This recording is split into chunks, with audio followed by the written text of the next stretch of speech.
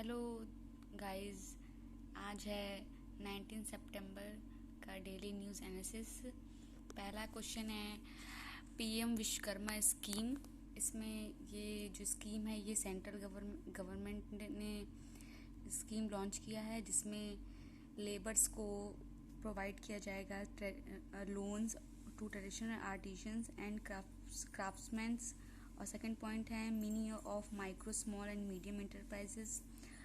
Third है available for rural and urban of over country, मतलब ये रूरल और अर्बन दोनों जगह पर ये स्कीम अप्लाई हो सकता है। दोनों लोग इसमें जितने विश्वकर्मा स्कीम का फ़ायदा उठा सकते हैं।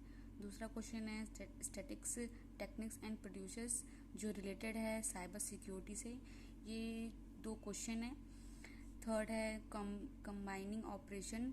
इसमें जो कश्मीर में जितने ये आर्मी पर अटैक हुए थे उसके लिए इसमें एक ऑपरेशन लॉन्च किया गया है, जिसमें पुलिस और मिलिट्री गार्ड्स इन्वॉल्व हैं, जो किसी भी जगह पे without warrant pre defined suspect के हिसाब से बिना सर्च वारंट के वो खोज बीन कर सकते हैं।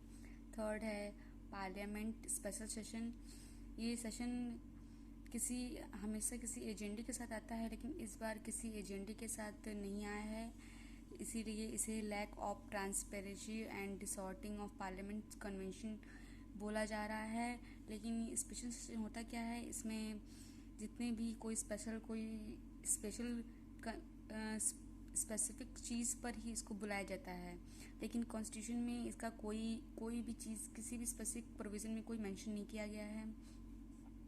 Article 35 constitution of deal with the propagation of distortion of parliament है। ये नो फिक्स शेड्यूल है, कोई इसका फिक्स शेड्यूल नहीं है। इसमें ये होता है कि दो सेशन के बीच 6 मंथ का गैप हो, उससे ज़्यादा ना हो।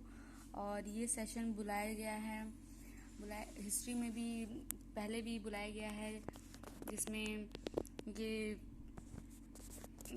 सेशन कॉन्स्टिट्यूशन में कोई मेंशन नहीं है, इसीलिए इसको article 352 proclamation of emergency refers to special sitting of house में इसको दर्जा दिया गया है। और ये ऐड हुआ था 44 अमेंडमेंट एक्ट इन 1978। ये स्पेशल बुलाया गया था 1962 में, जब इंडिया चाइना वॉर हुआ था। फिर 1972 में 25 ईयर इंडिपेंडेंस कंप्लीट होने पर 1972 में मिड नाइट सेशन बुलाया गया था 15th anniversary of quit India movement में।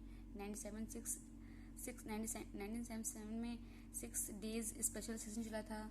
उसके बाद भी 15 ईयर्स कंप्लीट हुए थे इंडिपेंडेंस डे को, तब ये बुलाया गया था। अगला टॉपिक है आदित्य एल1 के बारे में तो हम सभी जानते हैं, लेकिन आदित्य एल1 T11 ये है इंडिया इसरो द्वारा कैरी आउट किया गया है ट्रांस लैग्रेंजियन आदित्य एल1 की तरफ से, जो इस समय अर्थ के 1.5 मिलियन डिस्टेंस की दूरी पर है। ये मिशन 5 इयर्स के लिए है। अगला है वुमेन रिजर्वेशन स्पेशल सेशन। जो स्पेशल सेशन के बीच में जो पार्लियामेंट में लागू होने वाला है, हो सकता है वुमेन रिजर्वेशन बिल पर ये बहस छिड़ सकती है, जिसमें वुमेन्स को एक अलग ही लेवल पर उनको रिप्रेजेंट करने के लिए दिया जाएगा, जिसमें पहले भी 17 थर्ड और 74 अमेंडमेंट में बताया गया कि 1/3 सीट प्रोवाइड कराई जाएगी वुमेन्स को लोकल और अर्बन एरिया में। लेकिन अभी भी पार्लियामेंट लेवल पे इन लोग को ज़्यादा सीट प्रोवाइड नहीं कराई गई है। सिर्फ 33% रिजर्व सीट प्रोवाइड कराई गई Lok Sabha and state legislative assembly में। 81 अमेंडमेंट बिल इन सितंबर 1996 by Deve Gowda led United Front government द्वारा। और 1999 में 2002 और 2003 में भी इसको री इंट्रोड्यूस किया गया था। इसमें आर्गुमेंट दिया गया है कि ये बहुत अफर्मेटिव एक्शन है ये वुमेन के लिए। वुमेन मैटर इसमें अच्छा प्रोवाइड कराएंगे इंडिया के रिप्रेजेंटेटिव में। इंडिया की वुमेन्स को एक पावरफुल रिप्रेजेंट करके दिखाया जा सकता है। और इसमें क्रिटिसाइज किया गया है कि इक्वालिटी नहीं है वुमेंस के लिए, कास्ट ग्रुप तो चलता है लेकिन but they are not homogeneous community, restriction हो जाएगा। थर्ड पॉइंट है choice of voter to women candidate, मतलब हर एक पार्टी में ये पार्टी अपनी तरफ से वुमेन को सीट रिजर्व कराए लेकिन ऐसे जनता द्वारा ही उनको चूज करके पार्लियामेंट में भेजा जाए, ऐसा क्रिटिसाइज किया गया है। अभी भी पार्लियामेंट में 14% ही वुमेन सीट है, जिसमें जो अभी भी श्रीलंका, नेपाल, इन सब देशों से अभी भी हमारा जो कंट्री है पीछे ही है। अगला है लीबिया फ्लड, जिसमें डेरन डेरन एक कोस्टल सिटी है जो लीबिया में है। ये सिर्फ मैप वाइज क्वेश्चन है इसमें, और आप मैप में भी इसे खोज सकते हैं। दूसरा है एज्ड कम्युनिटी, जिसमें agglomeration of tech like OIT, networking, data analysis, इसमें हार्डवेयर सॉफ्टवेयर दोनों ही आता है।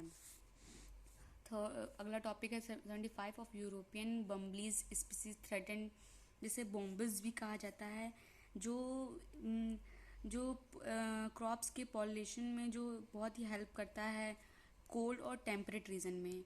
और इसका हार्मफुल रीज़न ये हुआ है कि डिक्रेशन ऑफ हैबिटेट, इनका हैबिटेट हुआ है जो मिस गाइड हो चुका है इस समय, and alternate of the climate due to human activity की वजह से ये स्पीसीज गायब हो रही है।